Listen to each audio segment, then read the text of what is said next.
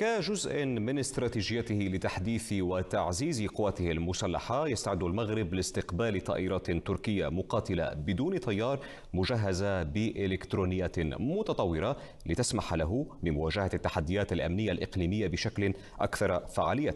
وسائل إعلام مغربية أكدت أن المملكة ستتسلم طائرات من طراز برقدار أكينجي خلال فبراير من عام 2025 لتنضم إلى حوالي 19 طائرة بدون طيار من طراز برقدار تي بي 2 كانت قد تسلمتها قبل أكثر من 3 سنوات.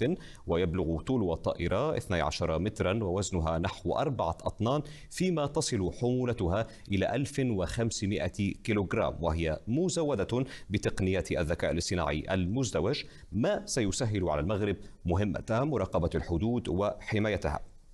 وتعد برقدار واحدة من أفضل الطائرات بدون طيار في العالم، وذلك نظرا لديناميكيتها الهوائية وتصميمها وأتمتة طيرانها وأدائها في الجو، وذلك وفق ما تؤكد تقارير متخصصة. ووفقا للشركة المنتجة، يمكن لطائرة أكينجي أن تضرب أهدافا على الأرض وفي الجو، ويمكنها أيضا التحليق على ارتفاعات أعلى والبقاء في الجو لفترة أطول من أسطول الطائرات بدون طيار الحالي في تركيا.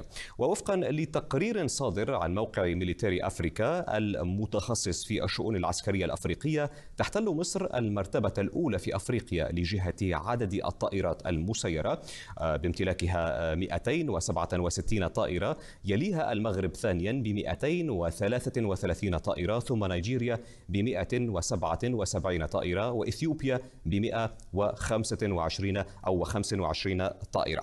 إذن لنقاش حول هذا الموضوع نرحب الآن بضيفنا مباشرة من الرباط. نرحب بالسيد الشرقاوي الروداني، الخبير في الشؤون الأمنية والاستراتيجية. أهلا بك معنا في المشهد الليلة. إذن كيف يمكن أن نقول أن المغرب سيستفيد من هذا النوع من الطائرات بالتحديد؟ نعم، المغرب سيستفيد من هذه الطائرات بدون طيار لاعتبارات عديدة. أولا، من خلال أن دمج هذه الطائرات سيغير من النهج العملياتي للقوات المسلحة الملكية، من خلال إدخال قدرات ما يسمى بالحرب الغير التقليدية، تحسين كذلك سرعة الاستجابة للتهديدات. زيادة على ذلك، كما جاء في تقريركم، هذه الطائرات بالخصوصيات الفنية، خاصة فيما يرتبط بالاستطلاع والمراقبة وحتى الاستخبار العسكري، تمكن من مراقبة مستمرة للمناطق الحساسة والاستجابة السريعة للتوغلات، ولها كذلك قدرة هجومية دقيقة، مما يساهم في إعادة صياغة كيفية التخطيط وتنفيذ العمليات العسكرية. دون أن ننسى بأن لهذه الطائرات كما جاء في تقريركم يعني عدة خصوصيات عسكرية التي تهم المجال التكتيكي، لأن هذه الطائرات قادرة أن تحمل ما يسمى بالصواريخ الموجهة مام سي، وهي صواريخ جد متطورة. نعم. ثم كذلك لها القدرة على ما يسمى بالمرونة العملياتية، حيث لها قدرة على التحليق لفترات طويلة تصل إلى 27 ساعة، ثم كذلك لتحليق عالي حوالي 22,500 قدم، وقادرة أن تغطي مساحات واسعة. بل أن هذه الطائرات بدون طيار تمنح يعني القادة العسكريين المغاربة مرونة أكبر في التخطيط وتنفيذ العمليات العسكرية. ثم كذلك فيما يخص التكامل ما بين الأسلحة، لأن عندما نتكلم عن هذه الطائرات فإنها تستجيب كذلك لدفتر تحملات وضعته القوات المسلحة الملكية المغربية في إطار خلق ما يسمى بالفن العملياتي للقوات المسلحة الملكية، حيث يمكن أن تسهل هذه الطائرات التنسيق بين مختلف فروع القوات المسلحة الملكية، لا على المستوى البري، لا على المستوى البحري، لا على مستوى القوات الجوية. نعم. وهذا يعطي يعني كفاءة للعمليات المشتركة. ثم كذلك دون أن ننسى المستوى الاستراتيجي، عملية الردع، لأن بتملك المغرب لهذه النوع من الطائرات التي أبانت على حنكتها وعلى قوتها في مجموعة من المعارك على مستوى يعني الحرب الأذربيجانية، على مستوى اليمن، على مستوى مجموعة من المسارح. نعم. يعني هذا الردع يعزز امتلاك المغرب لهذه الطائرات موقفه الرادع ضد التهديدات المحتملة، خاصة كما تعلمون في منطقة الساحل الإفريقي وجنوب نعم. الصحراء توتر إرهابي في مجموعة من الفراغات الجيوسياسية، خاصة منطقة ليبتاك وغورما، ما بين أو منطقة الحدود الثلاث ما بين بوركينا فاسو، النيجر ومالي التي تعرف تنامي للجماعات الإرهابية. ثم نعم. دون أن ننسى كذلك الاستقلالية التكنولوجية، لأن يأتي هذا الشراء ضمن استراتيجية مغربية تهدف إلى تقليل الاعتماد على الموردين كذلك التقليديين وتوسيع الشراكات الاستراتيجية، نعم. لا سيما مع تركيا تجمع مع نعم. المملكة المغربية علاقات واضح. والحديث استراتيجية. أكثر ربما عن هذه النقطة بالتحديد. ما نلاحظه هنا في المسألة العسكرية أن المغرب يحاول تنويع الشراكات هنا وليس الاعتماد على طرف أكثر من غيره، يعني فماذا يمكن أن نعرف أكثر عن هذه النقطة؟ لهذا أقول يعني المغرب لا يمتلك فقط طائرات براق تيبيدو أو أكيجي، المغرب يمتلك عدة أنواع من الطائرات بنو طيار. نتكلم عن السيغواردي الأمريكية التي لها استخدامات جد متطورة فيما يخص المراقبة البحرية، الاستطلاع البعيد المدى، ثم كذلك عمليات الاستخبارات العسكرية، ثم كذلك له ما يعني طائرة بدون طيار هاروب يعني هاروب، ثم كذلك هيرمس، ثم كذلك ويندربي تاندربي، وهما نعم. طائرات بدون طيار جد متقدمه. وبالتالي المغرب اليوم في اطار شراكه استراتيجيه، في اطار كذلك عمليه توطين يعني الصناعه العسكريه داخل المملكه المغربيه من خلال يعني افتتاح يعني مجموع يعني منطقتين للصناعه العسكريه. المغرب يدخل في اطار استراتيجيه توطين الصناعه العسكريه، لان حتى في اطار يعني دفتر تحملات لشراء هذه الطائرات يكون يعني توطين التكنولوجيا خاصه، ونعلم اليوم المغرب يوقع مجموعه من الاتفاقيات لا مع البرازيل في اطار شركه امبراير، لا مع مجموعه من دول العالم، الولايات المتحده الامريكيه، فرنسا، اسبانيا، حتى كذلك دول من كندا. وبالتالي اليوم هناك يعني انفتاح للمملكه المغربيه على جميع الشراكات الاستراتيجيه التي تخدم يعني تقويه المحددات الاستراتيجيه العسكريه المرتبطه بالامن القومي للمملكه المغربيه. واضح. طالما أنك أشرت أيضا إلى نقطة التصنيع هنا، بالتالي وأيضا كما أننا أشرنا منذ قليل في المقدمة إلى مسألة أن المغرب أصبح الآن في المرتبة الثانية بعد مصر في أفريقيا فيما يتعلق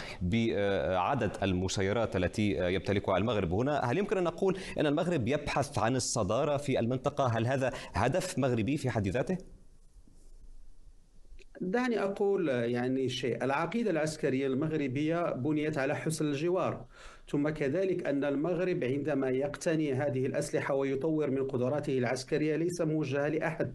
نعم. المغرب له علاقات استراتيجية مع إسبانيا، مع دول الجوار. صحيح أن هناك توتر اليوم ما بين المغرب والجزائر، ولكن دعني أقول شيء مهم، لعل هذه البرودة أو هذه الجبال الثلوج التي ما بين المغرب والجزائر قد تكون ذات يوم مياه عذبة تجري ما بين الرباط والجزائر. وبالتالي اليوم هناك تحديات، هناك حركات غير دولتية، هناك قوى محدثة للفوضى دون الدولة توجد في المنطقة وفي العمق الاستراتيجي للمملكة المغربية. نتحدث عن أكثر من 20 حركة جماعة إرهابية، هناك حركات انفصالية.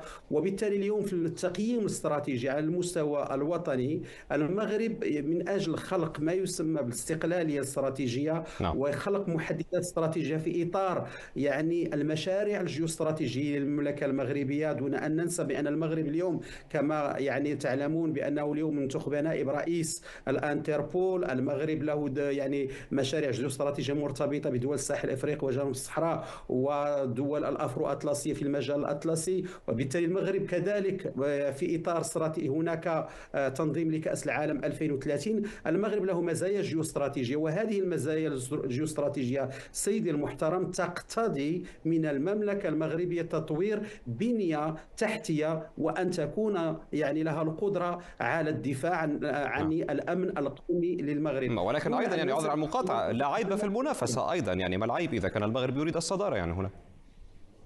لا، الصدارة أعتقد بأن المغرب في استراتيجيته الدبلوماسية ربما تلمح لأن هناك توترات إقليمية، ولكن لا، ليس بالضرورة. لا. نعم. لا أعتقد المغرب، أنا في نظري المغرب له قدرات عسكرية، يريد تلبية احتياجاته في مجموعة من المجالات المرتبطة بالمراقبة والاستطلاع والضربات الدقيقة. لأن عندما نتكلم عن طائرة بدون طيار، نحن لا نتكلم عن F-35 أو الأف سايز أو طائرات أخرى، نحن نتكلم عن يعني عن مجسمات يعني جوية لها بعض الاستخدام الاستخدام الدقيق، يعني ضربات دقيقة على أهداف محددة، ثم كذلك عمليات يعني مرتبطة بالاستطلاع بعيد المدى، ثم كذلك المراقبة البحرية، لأن المغرب يعني من طنجة إلى القويرة له مجال بحري وله استراتيجيات كبيرة، وهناك مشاريع مهمة ذات أبعاد استراتيجية تهم واضح. الأمن القومي للمملكة المغربية يتم توطينها في هذا المجال البحري. وبالتالي أعتقد المغرب له كما قلت عقيدته العسكرية وعقيدته الجيوسياسية بنيت شكرا على حسن جزيلا. الحوار نعم. مع جميع الشركاء. ولكن اعتقد دعني اقول شيء مهم جدا، اليوم تفضل. امام عالم يعني حاله اللا يقين الاستراتيجي التي تعيشها المنطقه ويعيشها يعني العالم في المحاور الاستراتيجيه. اعتقد بان المغرب اليوم بحكم كذلك مركزيته على مستوى القاره الافريقيه وكمركز ثقل لمعادلات جيوستراتيجيه مرتبطه بدول غرب اوروبا، مرتبطه بالشرق المتوسط، نعم. مرتبطه بالقاره الافريقيه، فهو يهيئ شكرا نفسه جزيلا. كذلك واضح. للدفاع عن وحدته نعم. الترابيه وسيادته الوطنيه ضد اي خطر او ضد اي تهديد محتمل قد يكون في الافق. نعم، نشكرك جزيل الشكر على المشاركة معنا في هذا النقاش من الرباط، السيد الشرقاوي الروداني الخبير في الشؤون الأمنية والاستراتيجية.